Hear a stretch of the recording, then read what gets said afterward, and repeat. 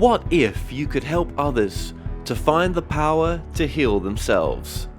Physically, emotionally, and spiritually. When I started teaching my classes, it was in 2002, and I was just doing the past life regressions and contacting the subconscious part.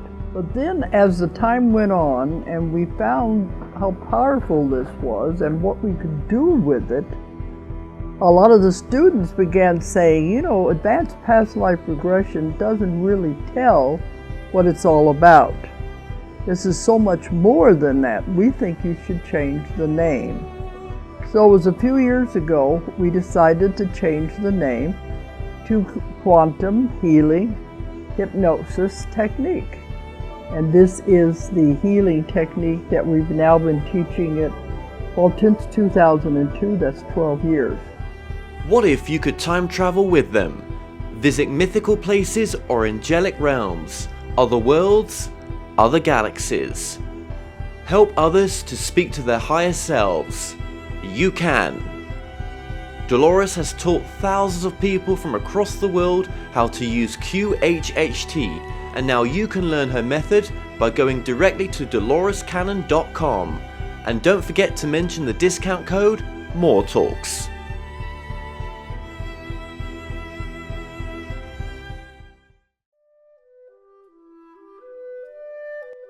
Established over 100 years ago, Watkins Books is one of the world's oldest and leading independent bookshops specializing in esoterica. We have the widest selection of esoteric books in the UK, and our friendly and knowledgeable staff are here to assist you in a unique ambience of our shop. So come and visit us in the heart of London as we're open every day.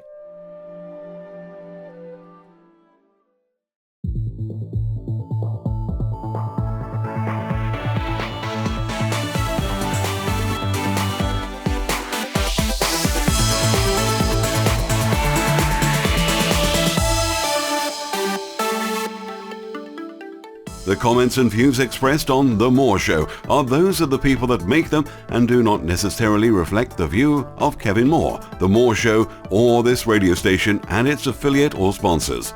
This show is for entertainment purposes only.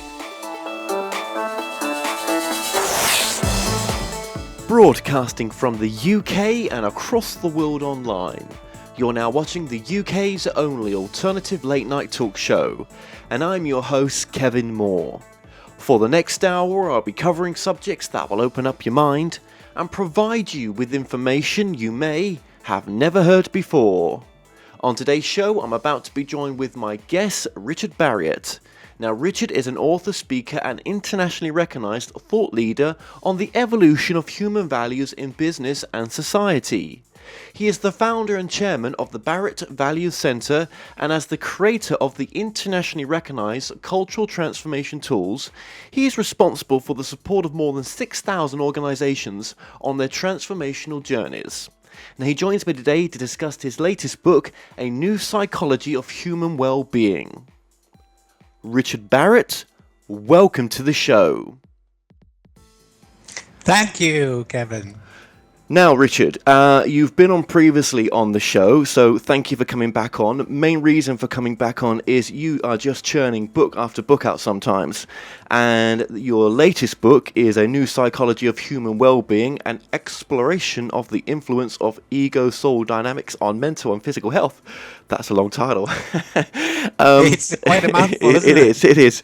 Now, on your previous interview, we're going to link it below. You got some good views. I was saying this to you just off air there, that you got 9,975 views, which actually in this field is pretty good. So you must have resonated with a lot of people. I know you're not seeing the interview, but it's, you know, it has driven some traffic, which is great.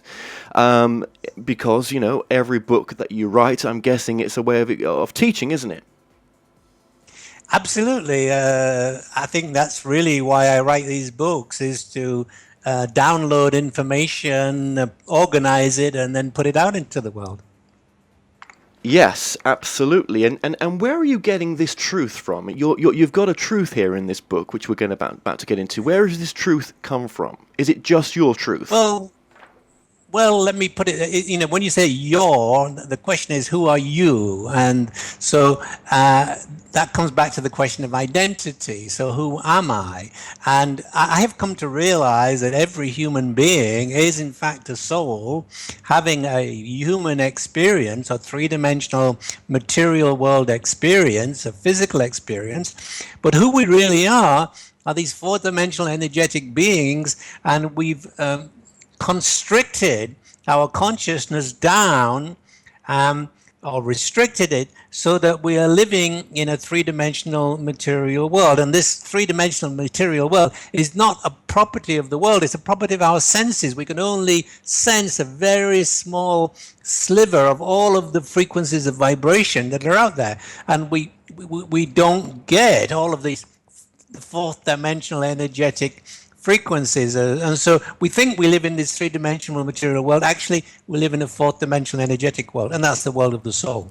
Okay, and just going back to the question I asked, where is this truth coming from for you? Where have these? Oh, sorry. Yeah, it's okay. Well, it's coming from my soul, as far as I'm concerned, because I think in a previous recording we talked about maybe what my soul told me, and actually, that's right. The seventh level of consciousness in my model of the seven levels is really the serving stage of development, and it also is the stage where you become the servant of your soul. And so, in effect, you are constantly downloading, because you've let go of the fears of the ego. You're constantly downloading soul thoughts, and you're experiencing soul impulses, and you're experiencing synchronicity, which is actually these soul impulses from this fourth dimensional energetic world penetrating through into our three-dimensional material world.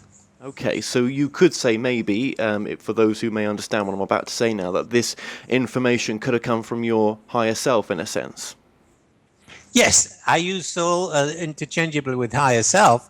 I get these downloads, or I get this information, but then I research it, and I also I look for scientific facts that corroborate whatever it is that I'm getting. So when I put my books together, they appeal to the critical thinking audience who want to say, well, yeah, I do think science is important, and I do think psychology is important, and so I relate everything that I get to what is already known and explore and push back the boundaries of what is known by having this larger perspective. Yeah, absolutely. And psychology, you're trained in psychology? You've got a degree in psychology? Well, so that's such an interesting question, Kevin. No, I'm not. But I've been studying psychology all my life, and I'm so glad I don't have a qualification in it, because that would have restricted my thinking.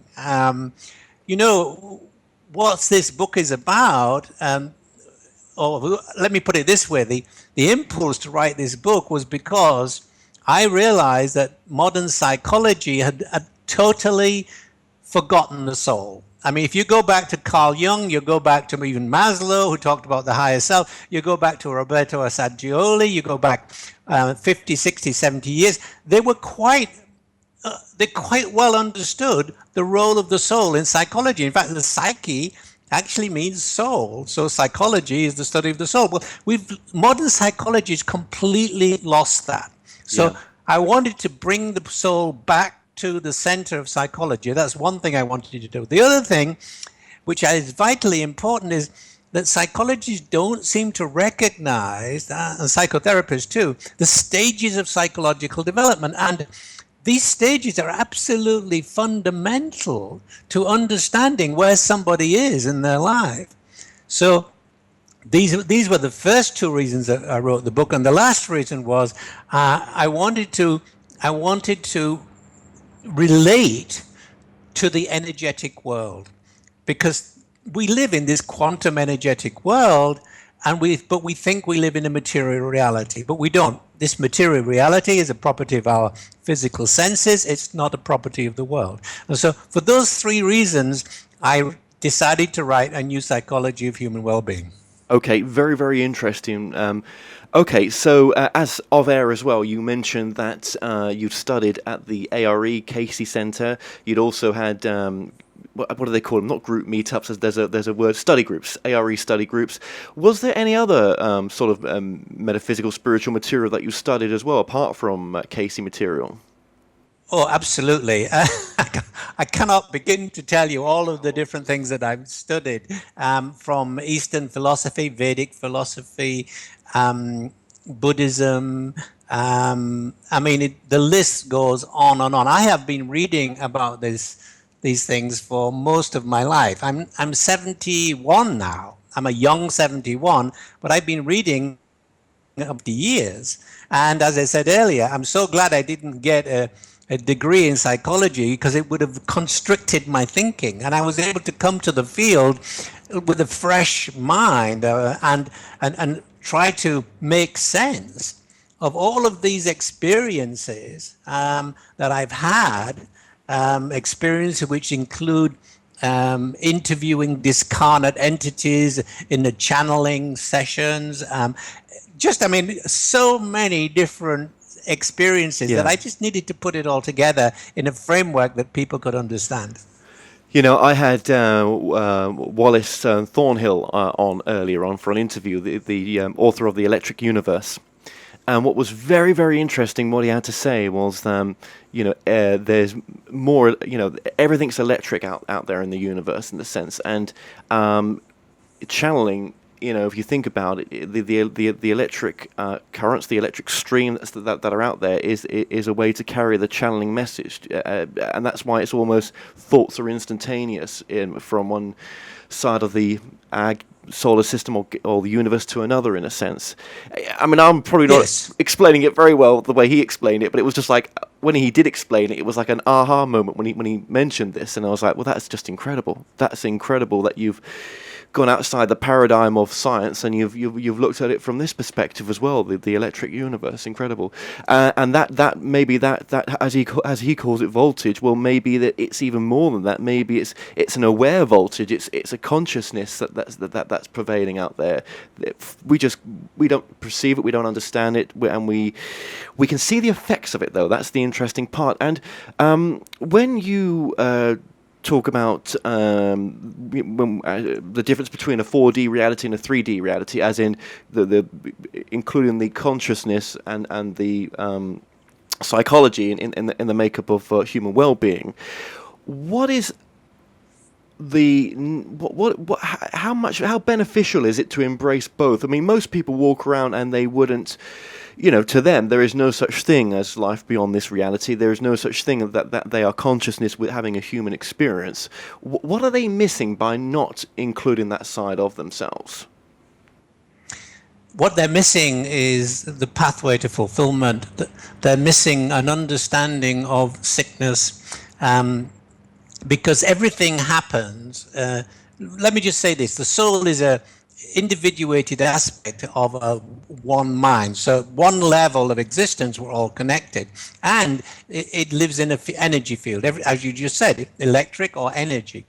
And so our whole bodies are actually energy fields, and our thoughts impact the energy field.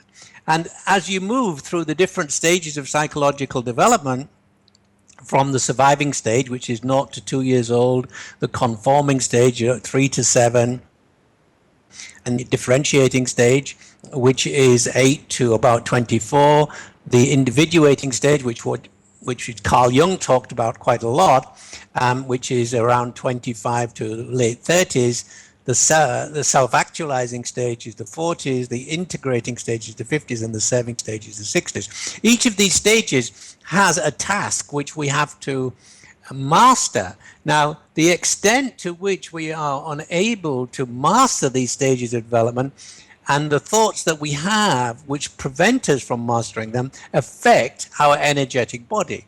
And that energetic body and the chakra system is impacted by these failures or the fears that we have about aligning with these stages of development.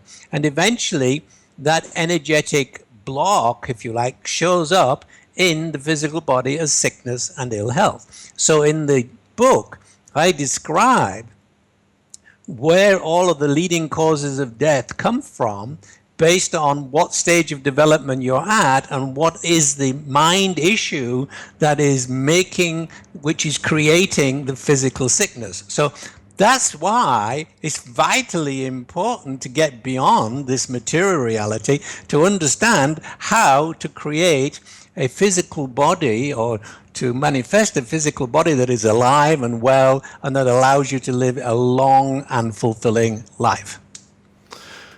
Yeah, I mean, you could take Casey, for instance. He was a full-time smoker. Yet he channeled this wonderful information that continues on even to today. It's helping so many people. But did he look after himself? Was he aware of what he was doing with the smoking? Probably. But, he didn't stop. So, other mediums that I know, some have cancer. Yeah, yet they still have this, amazing mediumistic gift. So where is that balance of, we talk about being spiritual and being healthy, yet you can have gifts which you could call spiritual, yet there's still health issues. Yeah, and because the issue is not spirituality. You see, the soul incarnates into the body for three basic reasons. To fully express itself, self-expression, to connect with others, and to contribute. Now, if you happen to have the gift of mediumship, but are lousy in the three-dimensional material world connecting with others, that's going to inhibit the soul's fulfillment and could lead to early death. So being a medium doesn't really mean anything. It means you've just got to channel through to a higher dimension. It doesn't mean that you're living the fullness of your soul expression at all. I mean, there's a lot of confusion, I think, in spirituality about that. So many people have these gifts, but then they're not fully living their self-expression. They're not fully living unconditional love. They're not fully living the selfless service. No. And that's what's important. No, look at Colin Fry. Now, when I met Colin Fry, he was a full-time smoker. And he told me, maybe it was on camera or off camera, that, he doesn't care about passing on now. He's just here to do this work that he was doing. And, he knows the ramifications of the smoking. And the smoking did kill him in the end. Yeah. Now, any form of smoking is a form of suicide, in a sense. I would agree with that. Yeah. So are we getting into the realms of self-love here? In a sense, we're getting into the realms of care of the soul. You see, the soul incarnates, as I said, for these three reasons, and it is using you, the vehicle, the physical body, as the vehicle for that. Now, if you, at one level, do not take care of that physical body, you inhibit the possibility of the soul from fulfilling its journey in this particular lifetime. And why someone who is focused, shall we say, on a spiritual message is unable to see that, I just don't know.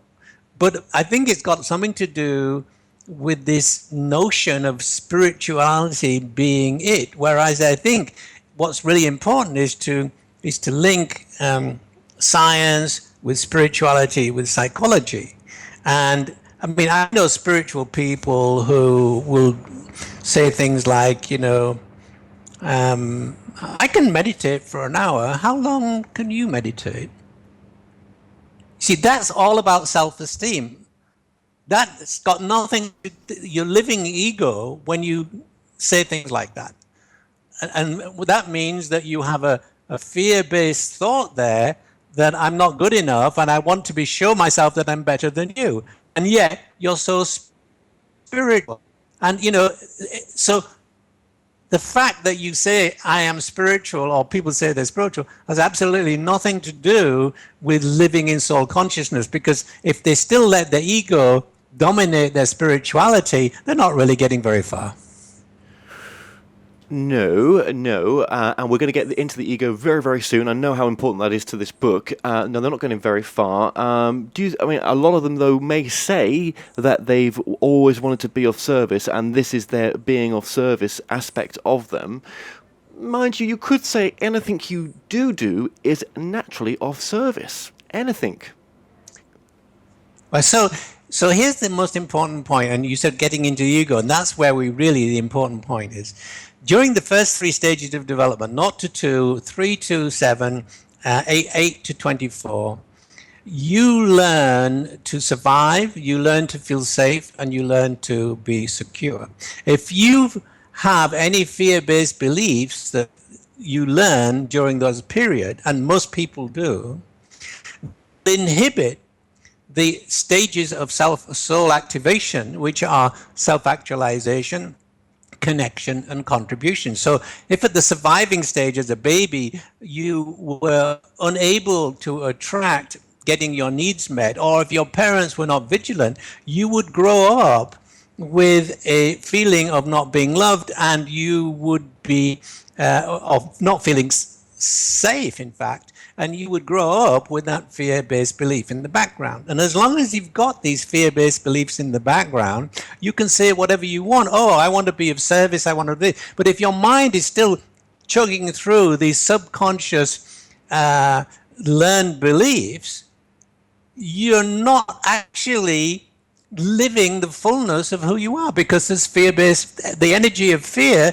blocks the energy of love. No, absolutely. Now, everything you're saying is what I've been researching and what I've learned about the law of attraction. Everything you're saying is the law of attraction. To me, it is. A lot of these people that come onto my show speak the law of attraction, don't say it's that. It's badgered as something else, which is great because it should be. That's the way your work has gone. But it's the same thing, in a sense. It's those, whatever you put out, if you've got negative tapes running in the background, it ain't going to happen. If you don't fully embrace it and believe in it and affirm it and see it through, it ain't never going to happen. If you change your mind all the time, it ain't never going to happen. You know, the universe only knows one word, that's yes. Yes, I can have that. Yes, I am that. Or yes, I'm not worthy of that. Or yes, I will never be able to get to that. And it was interesting what you said as well, that by looking after the body, you're able then for the soul to progress onto its full potential purpose, because I'm guessing coming to this level, there's a massive queue to get here, even though, you know, we are desperate not to be here sometimes when we live in such pain, through, you know, not looking at this picture, not looking at this brilliant life or this brilliant existence with the right eyes, or maybe with eyes that just need a bit of a wipe sometimes, right? I think, right. Yeah, I think what remembering your true nature does for you is it allows you to see situations in a totally different perspective. For example, everything happens for a reason. Or everything that's happening now is for my best. Living in the moment, it brings you to that space. It brings you to multiple different spaces, remembering that nature. But, you know, I'm surrounded by people myself who will never want to go down that direction. Never. Well, in this lifetime they won't. In this lifetime they won't. But that's okay. Probably the reason for that is that they got learn subconscious beliefs during those first 3 stages of development about not having enough, not being loved enough, and not being enough. And those tapes play in the background. And when you've got fear tapes playing in the background like that, when you get to the individuating stage, you are constantly blocked by those tapes in the background. So Donald Trump is a perfect example. I mean, I just put out a blog today on Donald Trump, his values, and why he has such a following. And I know what his values are because I actually studied his books. I don't know whether you want to go there, but basically what's happening with Donald Trump was he had a terrible childhood. In that surviving stage, he wasn't loved, so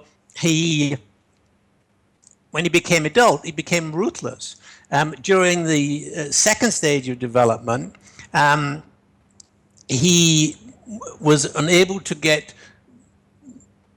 feel safe in his environment, and so as an adult, he he developed revenge. And when he went to the differentiating stage, which is all about being recognized, he found that difficult. So he became very focused on his image. And so for me, these are what I call 3 limiting values. And because during those first 3 stages of our development, our reptilian mind brain is growing and developing 0 to 2. So anything we learn at that stage gets hardwired. The limbic mind brain is dominant from 3 to 7. Anything we learn about not getting our love needs met gets hardwired. And from 8 to 24, our neocortex is forming, and anything we learn there about not being recognized gets hardwired. And so these beliefs about I don't have enough, I'm not loved enough, and I'm not enough get so hardwired that they become impossible to change. So who does Donald Trump, inside, Donald Trump is really angry.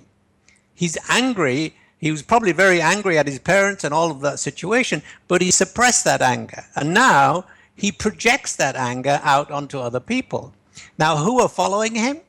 The people who are following him are people who resonate with those levels of consciousness, who have had difficulties. They've been through poverty. They never felt loved. They've never really had an opportunity to get a higher education. These are the people who are resonating with Donald Trump consciousness, and that's a large number of people. Well, that's interesting because that brings the psychology angle into this conversation as well. But do you think that psychology could have been destined, that maybe the soul before it came down here was destined to be switched off to its own arsehole in a sense, so that it would go on that journey and affect the many millions of people that it's going to affect? Do you think there's destiny in there? There's free will. I believe we can change, but do you think there's something programmed at a soul level that's matching the psychology? Well, let me. I find that a really difficult question to answer. That old question of destiny. I think that everybody, no matter what beginnings we have, no matter what fear-based beliefs we learn, the journey begins with the soul incarnating into the embryo, and after about 3 months, the reptilian mind brain forms, and the soul now becomes the subconscious of the reptilian mind brain, which is all about survival. Around the age of 2, the limbic mind brain becomes dominant, the reptilian mind brain becomes the subconscious, and the soul mind becomes the unconscious. You can see the soul is gradually moving into the background. When we get to 8 years old, the neocortex becomes dominant. The limbic mind brain becomes the subconscious, that's the emotional mind. The body mind, the reptilian mind brain becomes the unconscious, and the soul mind just gets pushed way back into the super unconscious. And so the original idea for the soul to incarnate is now affected by the conditions in which that person has lived for those first 24 years. Now, your question is, were those conditions predestined or not? I don't know the answer to that. But what I do know is, if you get to the individuating stage at around 25 through to 39, it is possible to correct those fear-based beliefs, to individuate, to let go of that programming. I've done letting go of programming myself, letting go of those deeply embedded fears. And so that you can then open up to the fullness of the soul and the soul activation. Well, why don't some people? Is that because they're addicted to the lifestyle that it brings and the issues that it brings? Well, the reason why there are many reasons why people don't get to that 4th stage, individuating stage. First of all, if you live in an authoritarian regime, it's very dangerous to self-actualize and speak your mind. That's what the whole Arab Spring movement was about. Here we had in certain Arab states, young people who managed to get good jobs, earn a living, they'd managed to meet what Maslow called their deficiency needs, the needs of the first three stages of development. They'd been brought up by parents who already self-actualized, so they didn't have very many fears. And then so here they are, wanting to have a voice, pushing up against a regime, an authoritarian regime, which is blocking that. So can those people individuate? Well, the answer is it takes a hell of a lot of courage to individuate if you're living in those circumstances. Yeah. Secondly, if your upbringing was so traumatic that you developed subconscious fears, particularly, let's say, between the age of 2 and 7, you may develop an alter ego in order to protect yourself.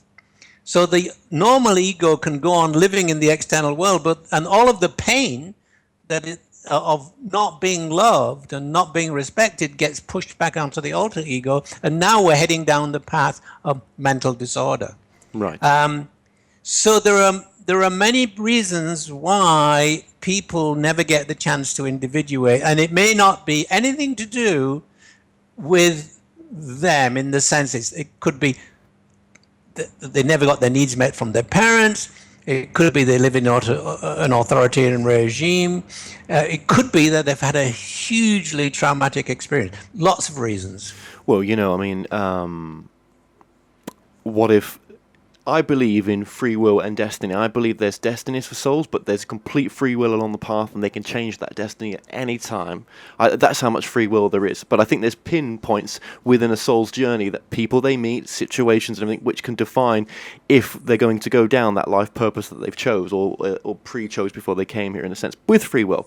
And if a soul's going to be born into an authoritarian state, with control, then yes, free will and everything, but the soul's chosen to have that control of experience, and maybe that just indicates sometimes what level the soul's at. So different countries, souls at different levels, in a sense, not levels of good and bad or anything like that, but just levels of what it's come to learn, or maybe how many times it's reincarnated, or just whatever. But that there is different levels. There seems to be. I totally agree. If we talk about the soul of a nation, you can we at the Barrett Values Center, which I'm chairman, we map the values of nations. We map the values of 26 nations, and I can tell you that different nations, the values that are important to people and the values that show up are very different in different nations. And you could even say, a nation is like the crucible of consciousness, and so we're molded by that for the first 25 years of our life. The trick is to individuate, to move beyond that culture so you can find out who you really are and move into the soul culture, if you like, which connects us all. Yeah. Difficult, sometimes very, very difficult, and it's it can take a lifetime. It can happen when you're when you're young, in your midlife. I agree with you, 40 is a massive life changer, so is 30. But when I've channeled information, it has told me that sometimes souls choose to be switched off purposefully to have that experience, and for the experience of those around them that it's going to cause as well. Well, maybe that is true, and I'm not aware of that information. What I have studied is I've studied basically what happens to most people on the planet. What is the journey that most people go through, and I can explain that journey. And if they decide not to soul activate, then they stay in ego consciousness. Yes. So and just one more time, because I want to plug this into people that are asleep, in a sense. Very, very briefly, let's keep this brief, because I do want to get into ego. I know that this is all heading towards it, but it's just sometimes people don't get this part. It's so important. When someone's living a life where they've not or will refuse to look at that consciousness continues because there's no scientific proof for it and all this, right? And when they refuse from a scientific standpoint that life does not continue, there's no proof, there's no nothing. Just very briefly, if you like top facts things, what are some of the signs that they could be that they suffer from by not embracing that life continues? Well, I think the main thing that people suffer from if they don't believe that life continues is a sense of meaninglessness, because most people during the first half of their life, they seek to be happy. And then the second half of their life, they seek meaning. Now, meaning and happiness are not the same thing whatsoever. You can bring up children, it can be really meaningful, but all the experiences may not be that happy. So, what we lose by this larger thinking pattern, this larger worldview, is the idea that there is some sort of meaning and purpose to my life, which goes beyond what I consider this physical dimension of reality. Now, you may say there are people who do find meaning, who still don't believe in, I don't want to use the word life after death, but a continuation of consciousness. But for me, I've had sufficient experiences involving dying people or and who dying and then die to recognize that I'm getting messages from those people even after they've died. My own mother, for example, and I know you're in Cleethorpes, and I was in Hull at this time, and my mother, who was 98, decided to move into a home because she couldn't walk up and down the stairs anymore. I mean, fair enough, she was in really good health. A few months after moving into the home, got pneumonia, went into hospital, nearly died, but came out of hospital, back into the home in November 2009, and lived until 2010 August, up to her 100th birthday actually. And the day she died, this is what happened. I was asleep at her home. I was at her home, and I was there for a whole year so I could be close to her. I was asleep in the morning, and around 6:30, I had this dream of being hugged by a female form that was unbelievably realistic. And I woke up a bit later and thought, my God, what was that about? That was really strange. And half an hour later, they rang from the hospital to say, not from the home, to say my mum had died. So that was my mum. Wow. Embracing me. You'll never get me to say anything else. That was my mother embracing me. And I went to see my mum's body. It was clear she was not there. It was just a physical body. 2 hours later, I felt descend on me the feeling of joy. It was my mother's joy had been released from her body. She was so wanted to die. All her sisters had died early and hadn't suffered very long, and she'd been suffering for 9 months. She did all her aging in the 9 months. And for the next 2 weeks, I lived with this background feeling of joy, my mother's joy. You'll never get me to, believe anything other than that was my mother still connected to me as she moved from the three-dimensional physical world into the fourth-dimensional energetic world. Thank you so much for sharing that. That's a beautiful story, by the way, and I bet people have had their own private experiences which they can't explain. And that just, by you sharing that helps them remember some of the not strangeness, but unexplained stuff that's happened to them, where they can actually maybe put things together and realize that messages come through in different ways. I think dreams are very important. The way dreams are when a dream is powerfully coming through and you're aware of the dream and there's something bigger to it, then you realize that's coming from a bigger place than just the mind, most definitely. Yeah. And so the story, Kevin, can I just finish? The story actually doesn't end there because there's another twist to it. So my mother was profoundly deaf, okay, and had been for most of her life. And so after she died, I was already collecting her things together because I knew she was going to die. Anyhow, a week after she died, I collected all her things together, and I went to this charity shop in Cottingham, and I didn't know Cottingham, but I'd seen this shop because I'd been there to get the death certificate. And so I took all the things there. And I said, by the way, I said, what charity are you?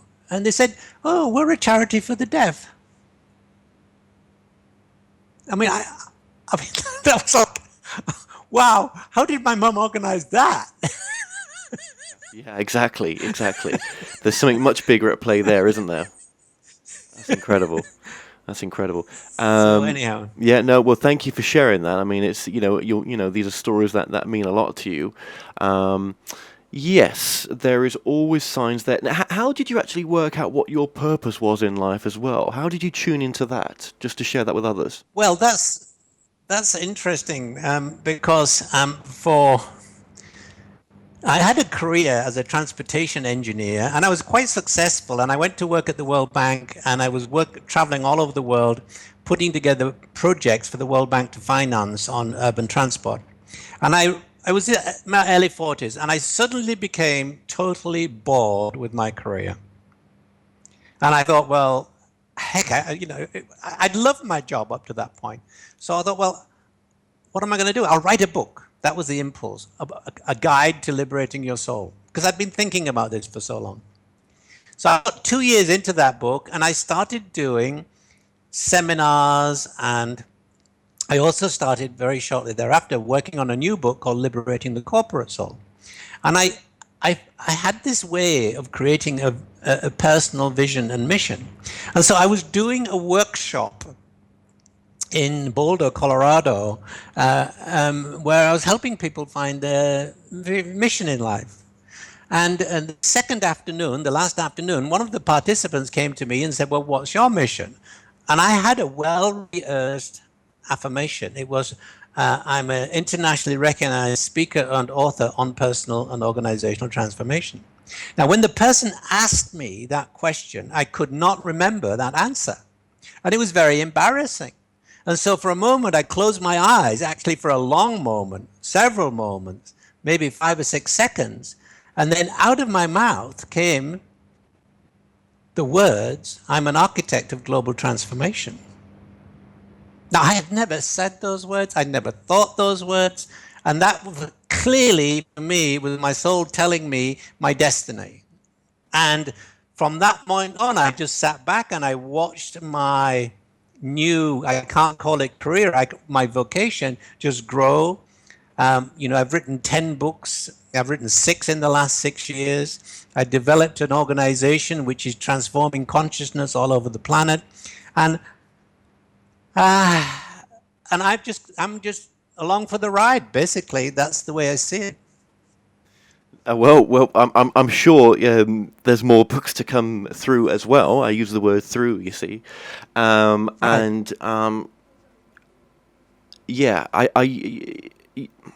you see, purpose changes as well sometimes. I think that we can, once we've reached a purpose, we can reinvent ourselves. I think also as well, we sometimes have multiple purposes, not just one. So that can happen as well. So with the ego, okay, where, in your opinion, does the ego come from? Okay, that's a question I answer in my book. I'm so pleased you asked that question. Okay, so this is what happens. I explained how the soul incarnates into the embryo, and for the first 10 weeks, if the embryo is in pain because the mother is not taking smoking or doing drugs, it's felt at the soul energetic level. When the reptilian mind brain forms, and again, the mother is not looking after her body, the first line of defense is the reptilian mind brain. And when there's pain, the pain, it gets repressed to the soul mind, okay? Now, anything that is not love is felt as fear. And so by the time we get to 2, soul is having a lot of difficulty because around the age of 1.5, 2, we begin to lose that soul consciousness and realize there's separation in the world. We separate and begin to distinguish between oneself and one's mother. That's so painful for the soul that it creates the ego in order to act as a buffer to prevent the pain. And if it can't do that, or if the pain is too great, because it may be a young soul or it may be having difficulties, during the first year of life, you get cot death. Cot death is simply the soul deciding to pull out of a particular existence. And so the ego forms usually around the age 2 or thereabouts to act as a buffer so the soul cannot feel the pain of living in separation. That's where the ego comes from. It's a creation of the soul. And how can we help to heal the ego? Should we want to get rid of it, or do we just want to heal it so that it's in balance more? No, we don't want to get rid of it, because you see, this ego has a positive side and it has this limiting side, which are the fear-based beliefs it learns from age 2 onwards. What we have to do is heal the fear-based beliefs. We got to reconstruct those into positively. We know we've got fear-based beliefs when we get upset, when we get angry, or when we have any pain of any description. That's simply a sign saying, hey, take a look, you've got an issue here to be resolved. So, because as you move into the second half of your life, the ego needs the positive aspect of the soul needs the positive aspect of the ego from the surviving level, the relationship level, and the self-esteem level to help it grow and develop. Because, if you didn't develop a good sense of self-esteem at the differentiating stage, that's 8 to 24, then how are you going to be able to contribute when you get to 60? If you didn't develop a sense of loving relationships between 2 and 7 years old, how are you going to connect with others when you get to your 50s? And if you had difficulties in surviving a 0 to 2, those difficulties, those fear-based beliefs are going to prevent you from expressing yourself in your 40s. And so we need a healthy ego in order to have a healthy soul. Yeah, and to get that healthy ego, are you saying really it comes down to facing any issues that we have is one of the main ways forward in making a balanced ego or healthy ego?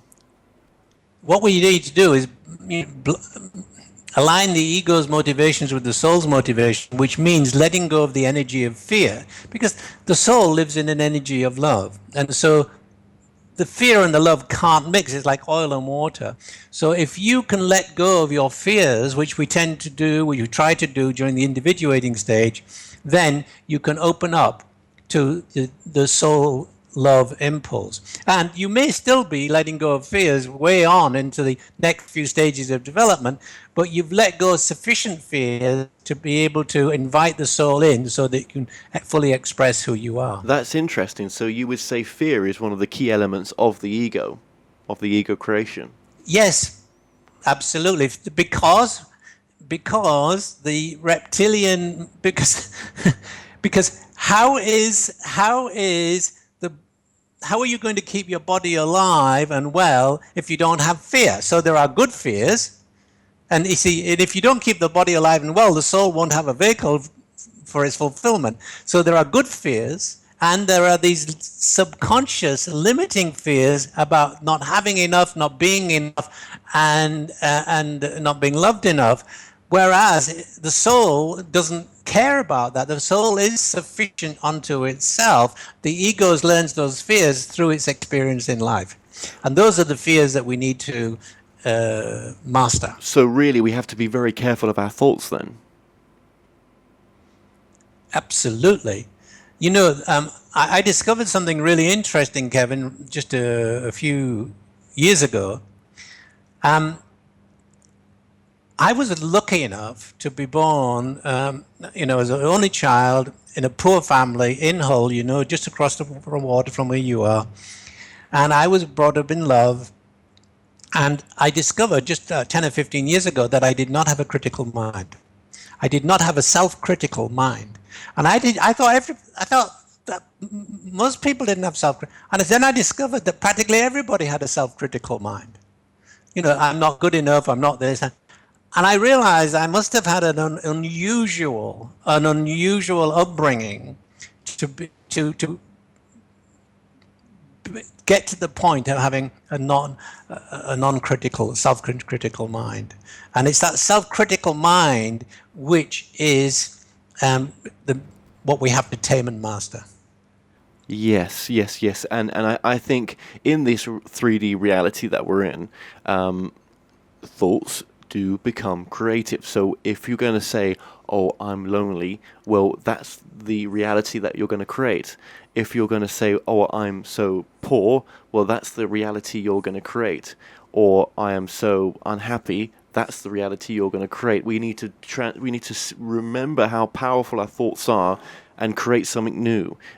Turn it round to always positivity. Not to be some positive, freak. Do you know what I mean? But actually, to do it from the standpoint that this reality thoughts create. So what you think, you will create. It's that simple. Well, we have time in there as well, which makes the process stretched out. But there's a few equations, but thoughts are a massive one. Yeah. So in the fourth dimension of consciousness, where the soul lives, where you will be fully when you die, everything is thought, and thoughts create the whole reality in that dimension. But there's only love in that dimension, and so when there's fear-based thoughts, it's just the same in our three-dimensional reality. It's exactly as you say. Now, that's why, it's really important. I was thinking about what you were saying.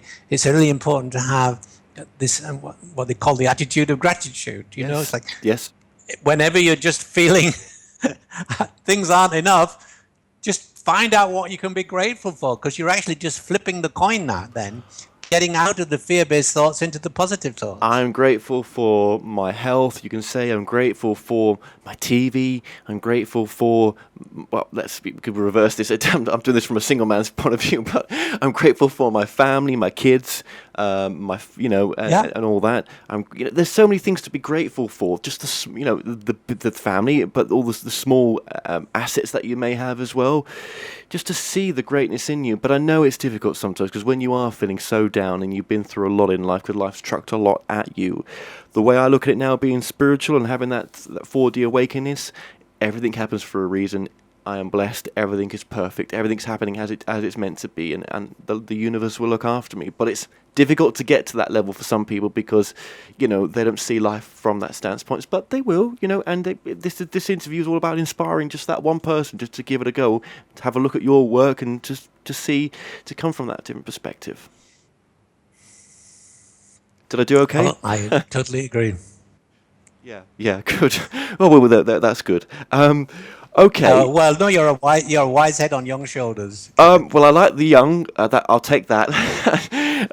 Some people call me other things, but that's okay. That's all good. Okay, so with your book as well. You even touch on as well the cause of suicide as well among the young people 15 to 35. How some people's destructive thoughts can turn to suicide, and I'm sure that with suicide, I'm sure that it's that you as a soul were desperate to be here. So desperate, but we forget that desperation that we were meant to, how desperate we were to put ourselves in this situation, don't we?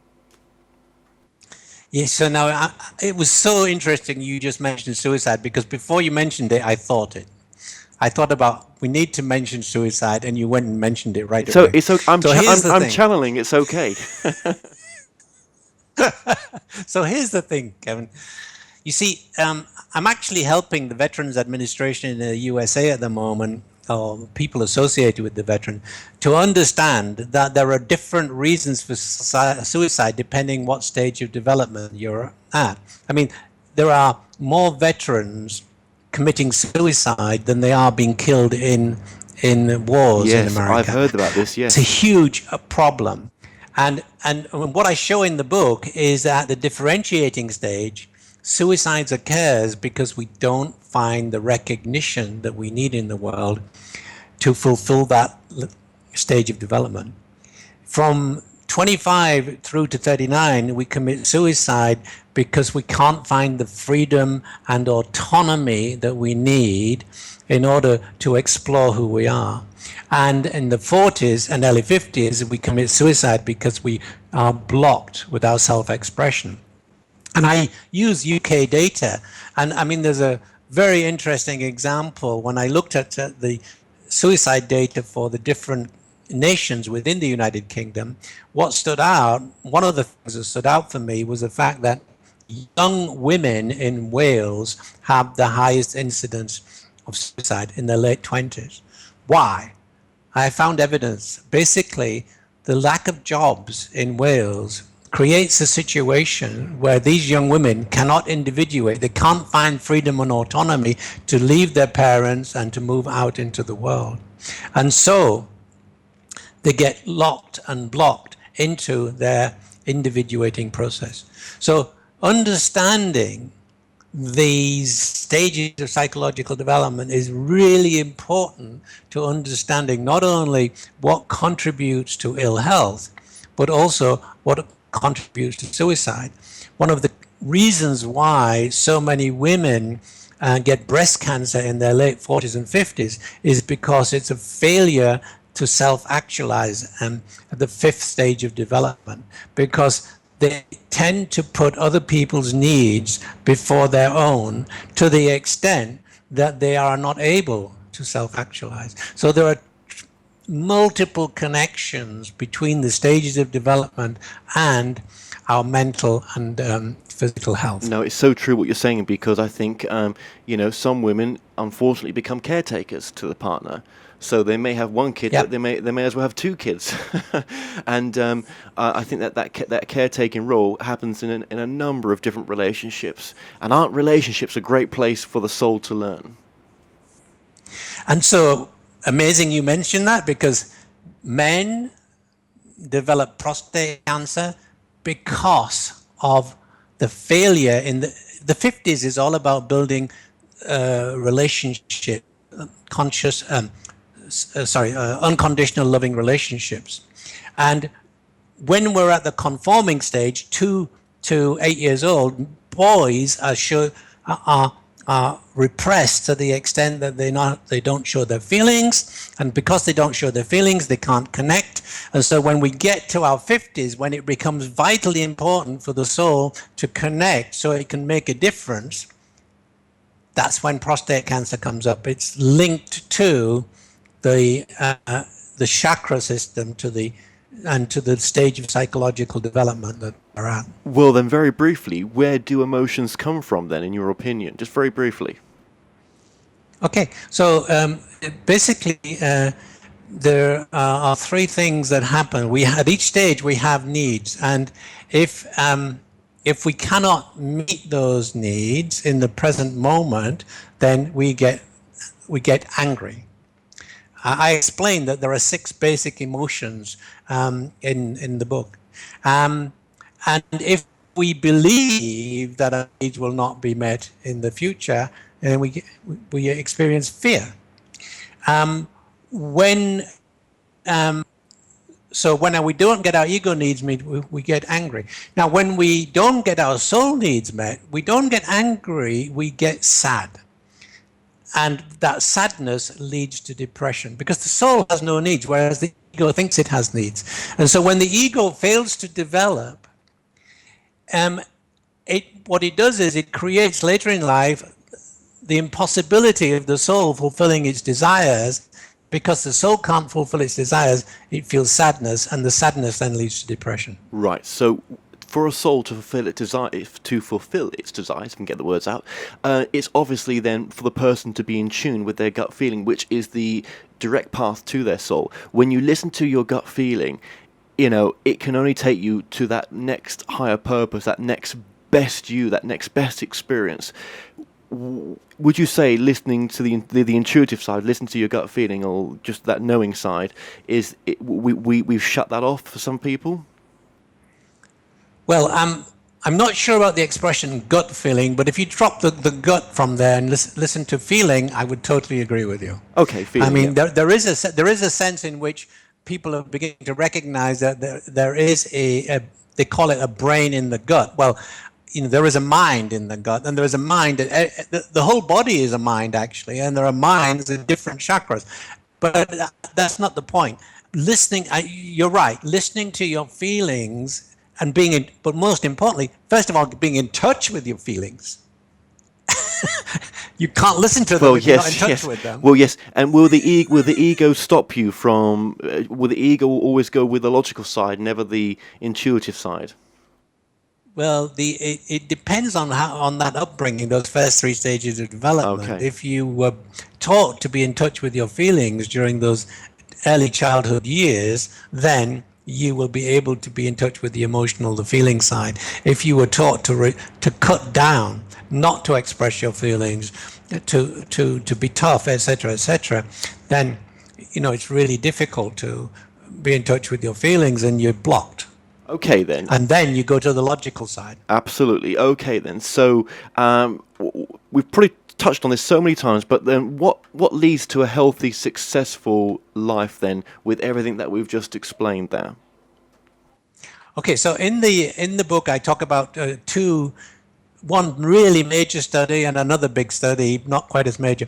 Harvard University studied 265 people over 85, 90 years, and they followed up every 4 or 5 years with these people to find out, well, what was successful life all about? After spending $75 million, the bottom line was love. There was another study done, what was called the blue zones. These are zones, there's no real reason to call them blue, it's just that somebody used a blue marker on the map. There are 7 or 8 places on the planet where most of the people in the village lived beyond 100. And they studied all of those. And basically the conclusion they came to was the same conclusion that I actually reach in my book. And that is, in order to live a long and fulfilling life, you need to to fully express who you are. You need to be able to connect in unconditional loving relationships, and you need to contribute in selfless service. And that's how you lead a long and fulfilling, happy life. Okay. Thank you so much for that. Now, we're almost at the end here right now. Your website, Richard, that you would recommend, because you've got a couple, but there's one you would recommend more than the other. Just remind us of that one. www.richardbarrett.net. That's BARRETT. That's what they say in America. In England, they say BARRETT. Absolutely, yes, yeah. Not one word. No, that's fine. And your books your books have been coming up on the screen, shall I say, as well, throughout this interview. Is there any sort of final message that you might like to give to the audience as well? Well, I think the final message is really something that I hinted at early on, and that is, if you want to understand your life and to live a successful and fulfilling life, you need to understand the stages of psychological development. You need to know where you are at any particular time in your life, and they're pretty much linked to age groups. And if you can understand what is the task you have at this particular age and focus on that, then that's the key. Okay. Well, I'd like to say, Richard Barrett, thank you so much for joining us today. Well, you're very welcome, Kevin. It's always fun chatting, and the fact that you live so close to my hometown, which I rarely get to visit these days, was another pleasure. I shall do you a vlog, and I shall send you a vlog. Old Cleethrops, old hot. Well, Richard, thank you very much. Well, we've come to an end on tonight's show. Don't forget that you can listen and watch all our past interviews on The More Show's official YouTube channel. Remember to subscribe to our YouTube channel for new daily shows. You may also find out more on all past and upcoming guests on the show via themoreshow.com, and do like us on Facebook and Twitter for the latest updates. So until next time, be safe.